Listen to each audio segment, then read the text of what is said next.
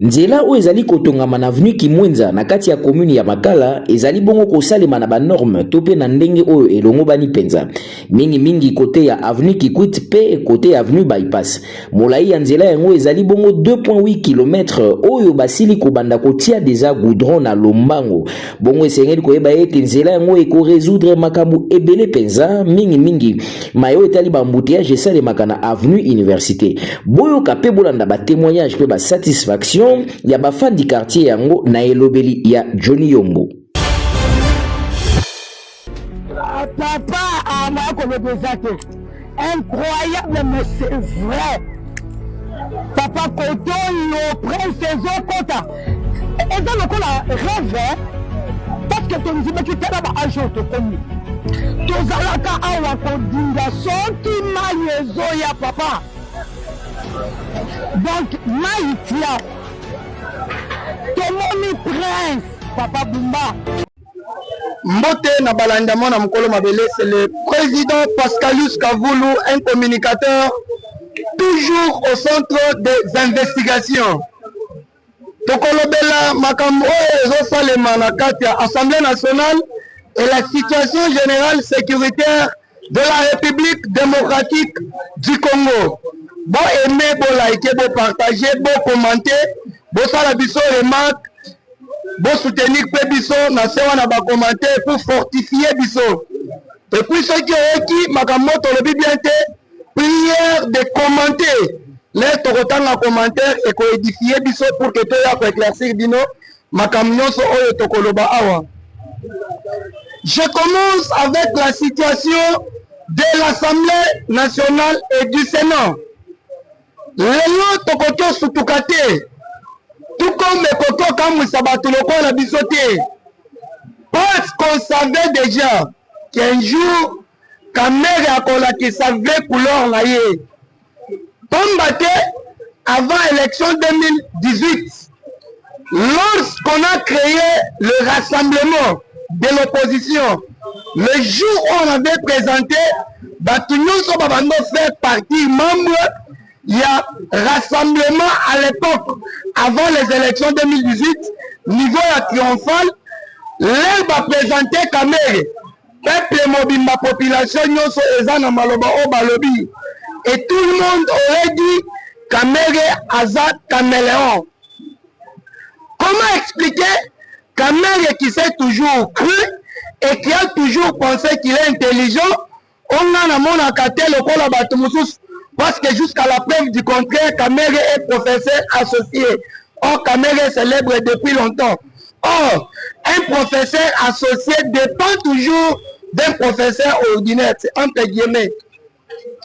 Nazongi au niveau de l'Assemblée nationale, est-ce que quelqu'un comme Vital Kamere pouvait se tenir debout pour venir dire que non, trop c'est trop, Tolembi ko travailler na ba papier, na mbongo a poche na biso, et sengeli gouvernement peut sa biso mbongo. Non, Kamere a voulu monter à son parrain, qui est Paul Kagame, que Naï Nazalakana Tshisekedi était, parce que les accusations étaient indirectes avec le président de la République. Or, devant l'Assemblée nationale, le président de la République n'a jamais eu une interpellation de l'Okomoko Bakoko Bengobe pour la Kisaye Loko au sein de l'Assemblée nationale. Ce qu'est token à ordre des institutions.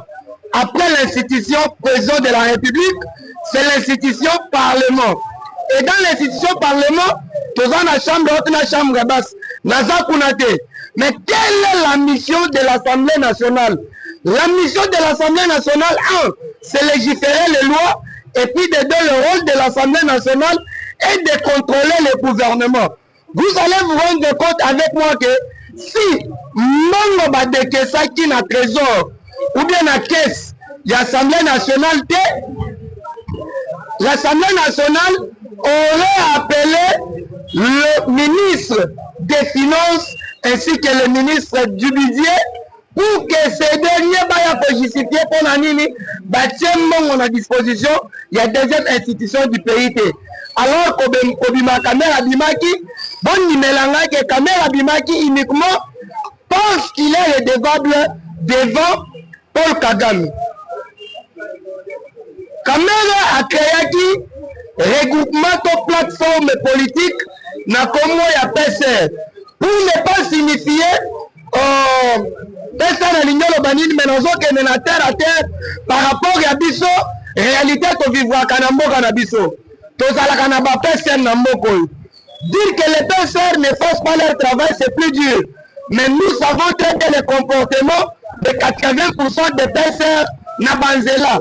Okomuna question ke niveau ya bokasa pongati okwenga basalaka musala te mais plutôt musala na bango ezalaka ya kosenga mbongo. Donc Kamere leur a créé une plateforme ya PSR ezalaki na logique ya comportement ba PSR pona kosenga kambongo. Alors boyoka siko niveau dossier waneza, il y a une commission qui a été créée récemment il y a 2 jours, et cette commission est un objectif nul. Selon le gouvernement, niveau de l'Assemblée nationale, on a déjà décaissé 80% du budget na bango. Selon Vital Kamere Mbongo ba papier exacté. Ce que la commission nationale fait étudier, Mbongo va décaisser 80%. Et que l'Assemblée nationale, tout le monde a été indagité. Et ce qui Mbongo a combattu l'Assemblée nationale, et c'est Vital Kamere a justifié Mbongo. En attendant à justifier ce qui va destituer, celui qui va lui remplacer, c'est Isaac Paul Tshilombo, qui est le premier vice-président de l'Assemblée nationale Muntatele Melié. Wana ezalaki na mukuse ya situation oyo ezana kati ya koleka au niveau de l'Assemblée nationale, Kamere ni de loin ni de près, qui n'est pas avec le chef de l'État, mais plutôt Kamere était vu pour bloquer le chef de l'État. Ce qui botali, depuis retour parlementaire, il y a session de mars, on commande que jusqu'à la preuve du contraire, ne va cotiser plénière. Et puis Kamere Abandai Kolinga, l'homme moko va voter yango pour que le chef de l'État a se soumettre pour que à ça là dialogue na M23. C'est le trio de M. Isaac Paul Tshilombo. Alors, je félicite en passant mon amboka Eliezer Ntambwe qui a proposé une loi qui a colongola tous les avantages liés aux anciens présidents de la République, aux anciens ministres de la République démocratique du Congo, parce qu'en majorité, totali va servir Pembokate. Mais quand même, il y a un statut, le col sénateur à vie.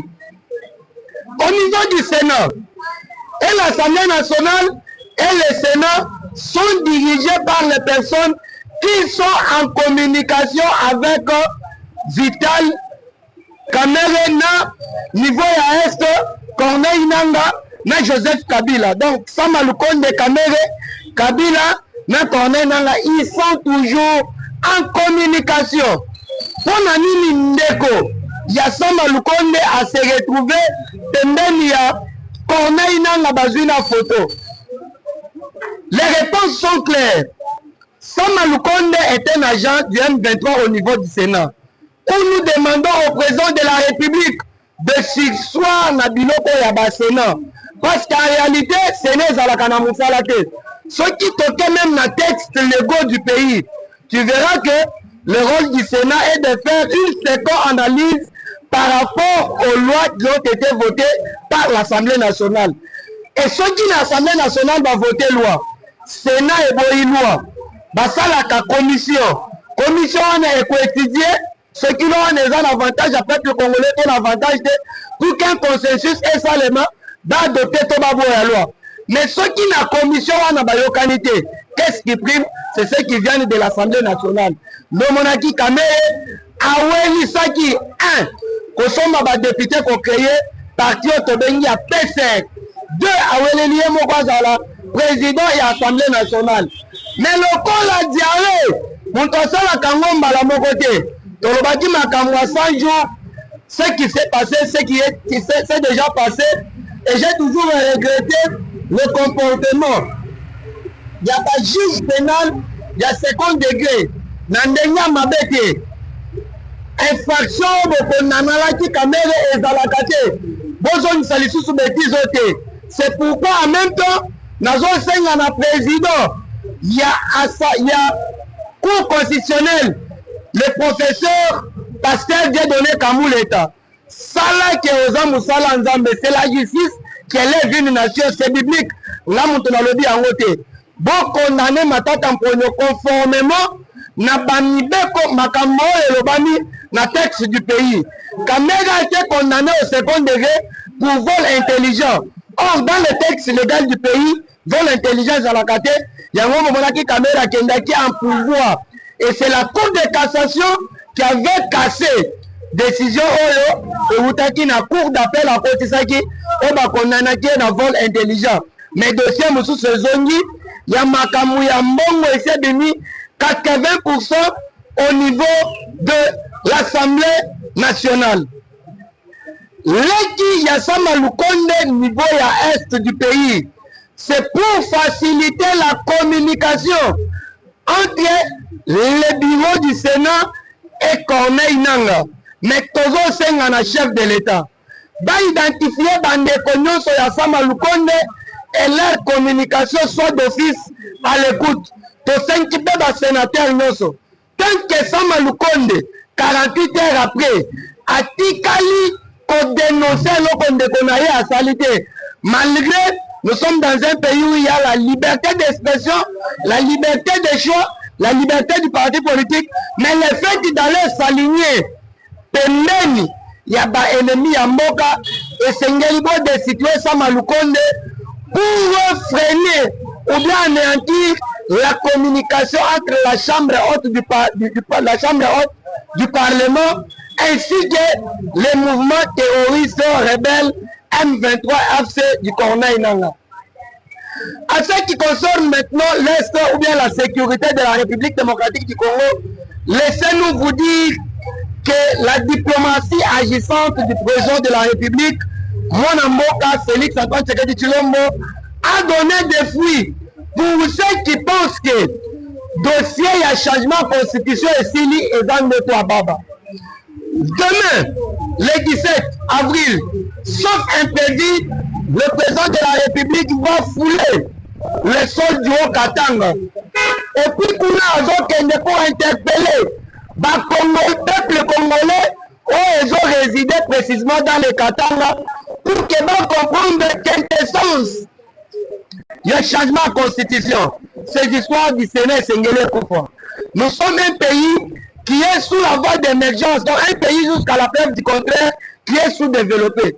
Comment expliquer l'institution le col Sénat, le col Assemblée provinciale et Sengele existait. Tout ça pour payer du désordre. Même les histoires des conseillers municipaux et Sengele Tobaré Yango. Nous devons vivre dans un pays où il n'y aura que deux partis politiques. Soit vous êtes dans l'opposition, soit vous êtes au pouvoir. Et une opposition qui sera purement républicaine. Nous voyons dans notre pays comment l'opposition se comporte. Et ça, l'opposition, l'État fédéral. Pour ceux qui ne savent pas, nous sommes dans un État unitaire où tout est centralisé au niveau du gouvernement central. Bakozwa Bampaku, Bakozwa Bamongo Nyoso est lié au niveau du gouvernement central. Et le gouvernement central a zongiseli bango rétrocession, il y a plus ou moins 40%. Parce que ce qui te le monde est un État fédéral. D'abord, c'est une façon de balkaniser le pays indirectement. L'État fédéral, chaque province, parce que c'est candidat qui aurait proposé à quel plus à l'obito zonga, na ba juridiction na biso yakala. Il y a 6 provinces plus la capitale qui est 7e province. Sikoyo Yoka, dans l'État fédéral, qu'est-ce qui se passe? Chaque province sera un État où il aura aussi son parlement. Bakobanda Kakozwa. Bampaku makamna bangozo sera voté même balua. Bakotinga na gouvernement central une rétrocession. Peut-être que cette rétrocession sera de 30, 25 ou bien 40%. C'est celui qui va commencer à payer les agents chaque province aura l'autonomie de payer ses agents.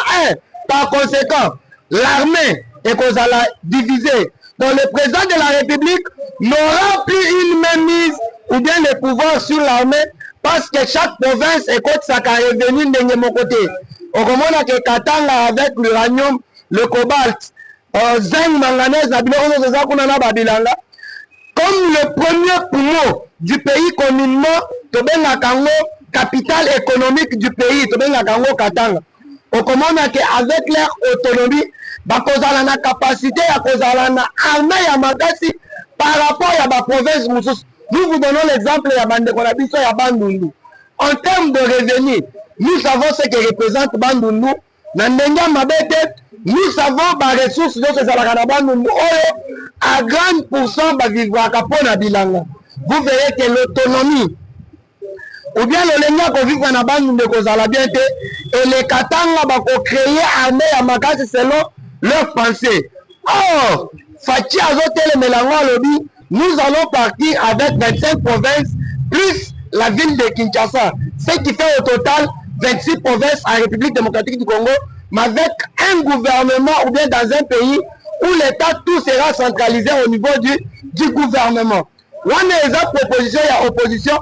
Pourquoi? Parce que sur le plan de guerre, ils ont déjà échoué. Ils viennent de faire un échec. Échec na bango et Utiwap. Avant sur le plan diplomatique, comment ils ont échoué? D'abord sur terrain. La mission de Joseph Kabila a été d'identifier Rwanda en 1994, na génocide à Rwanda pour leur donner les postes de responsabilité. Na ba poste de responsabilité na bakota ki lokola ba civil ne ba intégrer ki amer ne ba intégrer ki ba direction générale ba ni dans les entreprises publiques et il aidait Kagame na information ya nyonso zo fale mana Congo. Et le mixage brassage aurait servi Kagame de bien préparer la balkanisation. Yoka Sikoyo est tout bouzo babasali parce qu'il n'était pas intelligent et Dieu comme a toujours été juste, Dieu les a compliqués. Vous verrez que dans les balkanisations, en grand pourcentage, il y a des soldats bazalakinde na est. Na ba personne bachaki ba soldats na c'est cette armée là. Il y a Rwanda bakotaki na mixage brassage qui aurait facilité récupération ya terre ya mboka na biso.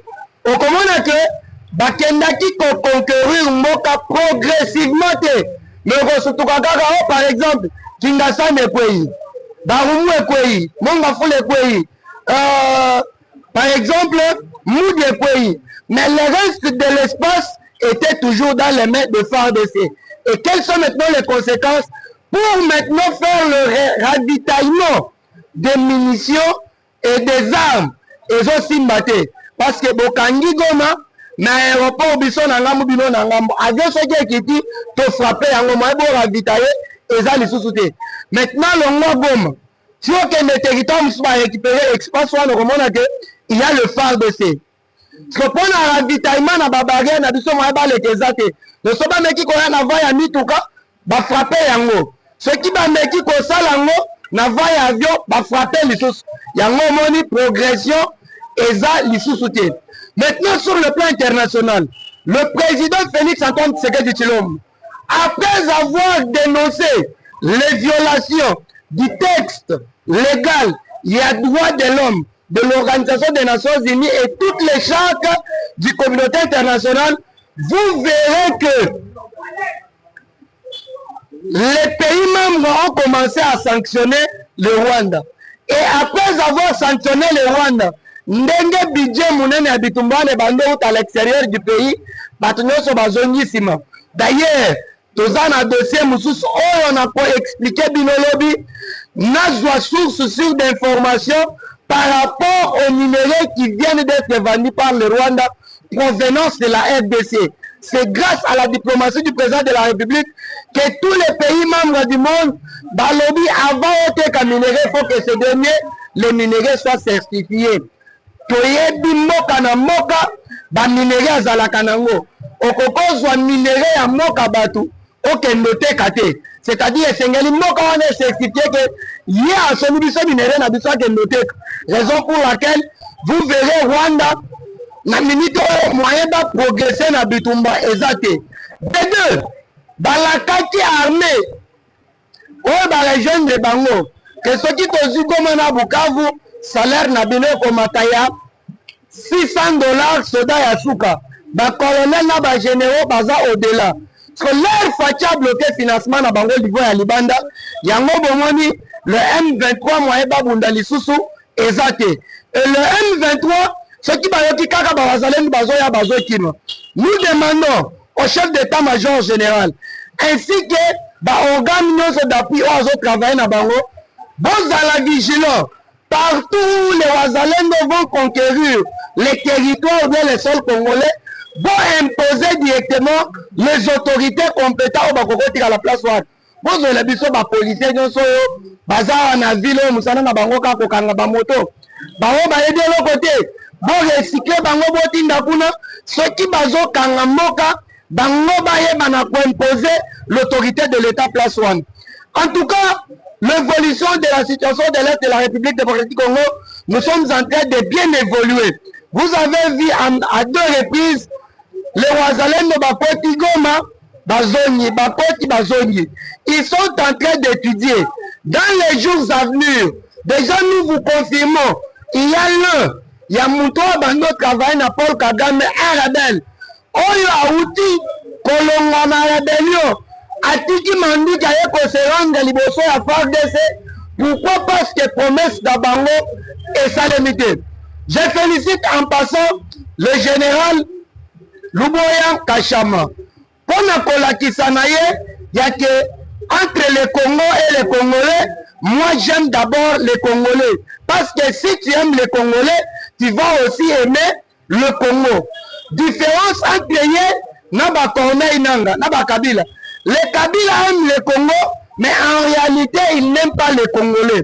Pourquoi? Bango balingi Congo pour que baya babona ba Congolais, ba piller ba ressources, ba binéré na biso. Mais en réalité, ils n'aiment pas les Congolais. Pourquoi? Parce qu'ils les tuent. C'est le point de différence. Ainsi que le général Edi Kapen, à maintes reprises, qui s'est concentré à Boyi, procéder, Solia Katanga. En tout cas, félicitations, le 2 général Namusala Bozo Sala, parce que ce qui kaka Nani Louvoyan Kachama a cédé Ituri, donc on a déjà passage vers Kisangani, ils vont descendre aussi vers le Katanga. Et on nous confirme que c'est plus de 8 millions de dollars qu'il a été proposé. Aya et pas chef de l'État à Katiple Yango. Alobi, Sala Moussala Nandenge Sengeli. Félicitations à Moukonto Molmo Yakaninda. Fachi Beto, parce que le Kakabiso, le long Matisi Salaire, Yaba Soda. Nous vous demandons, Bomelo Biso Biloko Assemblée nationale et provinciale, Bomelo Biso cette histoire du Sénat, réduire le nombre de ministres, Mokonzi Nabiso, aux hommes qui sont nos personnes congolaises, au commun qui a un adage sur le Baganalinga, et l'autre personne à Rando, Maka, Césamay. Ce qui nous doit Chintu na poche d'ailleurs, vous verrez, cette histoire-là va finir. Alors, pour chuter ou bien finir notre émission, Nazo Senga, la chef du gouvernement, Judith Soumino Toulouka, ainsi que le président de la République, parce que vous êtes les seules personnes, Oyo, Bakosala gouvernement d'union nationale. Donc, et qu'on a la consentement, il y a Bino Batumi Balé. Il y a une ministre déléguée, Madame Irène Essam. Depuis qu'elle est à la tête de cet ministère, tout le monde a atteint le comme côté, maman Oyasalaka. Les lois, c'est plus pur. Aujourd'hui, nos handicapés, il y a les lois dans les textes légaux du pays qui est la constitution, la loi fondamentale. Il y a les lois organiques portant protection des personnes vulnérables. Quand on dit personnes vulnérables, tozana bandundu, tozana bakok, tozana batoba mona kate, tozana bababa. Aujourd'hui, ceux qui ont samedi na zandu, au commande le rôle bafongola qui robinet moko, ya bakoka, ya baba na batubusoso, na bandundu. Donc ces gens-là, aujourd'hui dans notre pays qui sont utiles, oyo bakomi na volonté na bango te handicap par manque ya kosala musala parce que les personnes inaptes deux fois bazwaka bango te na ba société to na ba entreprise publique bapesa mama Irène ministère oyo asala musala et komona ke babandaki kopesa bango 1000 francs mais na minute oyo tellement que bakomi ebele bakomi opesa bango 200 francs et on se pose la question musala ya ministère oyo ezalaka nini? Est-ce que dans notre pays bokoki olukela biso ministre ya personne vulnérable oyo akoki koya na baprojet ya malamu oyo projet wana ekopermettre bahandicapés base retrouver te? Est-ce que les handicapés ne peuvent pas avoir leur propre atelier baformer bango bazosala basapatu bazotonga bilamba bazosala biloko ane? Est-ce qu'il ne peut pas faire ça? Ata soki mutu aza koko na kosala sapato akokoka te.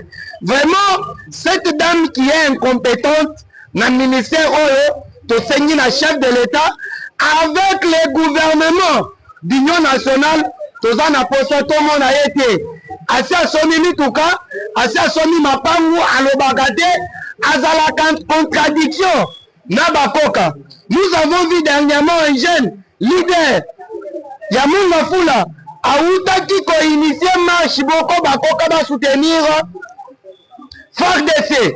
Tomoni ministre Irène a bloqué à cause que bazolinga basala marche à soutien à FARDC mais bazoya de sorte que ba attaquer pouvoir or que zalaki lukuta mais depuis que tu es ministre au salaire bango nini? Même dans votre cabinet ba muto lokola na cabinet na yo aya lukani à part chauffeur aya lukani tu dois avoir ba conseiller ba baba il faut aller là ba conseiller ba mindu il faut aller là ba conseiller ba handicapé bato bazomona tende bato bakoki constituer ministère na yo et ce ministère n'est pas un ministère qui appartient seulement aux Kinois mais plutôt un ministère où les a Congo mobimba et c'est qui peut non seulement bakoka to ba personne vulnérable à Kinshasa mais à la République démocratique du Congo.